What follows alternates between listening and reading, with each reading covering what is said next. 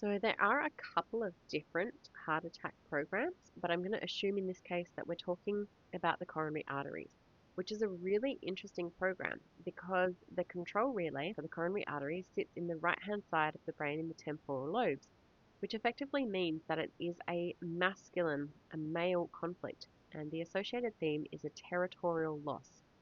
The territory of a man is basically anything he perceives he has responsibility for. So it's the loss of something that he believes is his, he has ownership over. It could be a house, a car, a woman, family member, a job, anything that he deems his territory and his responsibility. So theoretically, a woman shouldn't really be able to experience this conflict or much less have it be fatal. However, there are a couple of caveats. The left-handed or left-wired woman will experience the nighthawk, which means her first territorial conflicts land on the right-hand side of the brain instead of the left, and this means that that coronary arteries relay is accessible to a left-handed, left-wired woman. And the other thing that can come into play is a shift in hormonal status. When we shift hormonal status, either exogenously or naturally, we also perceive things differently.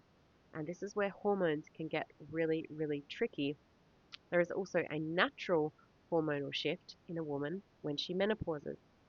The right-handed woman should menopause at around 50, and the left laterality left-wired woman slightly later at around 54, 55.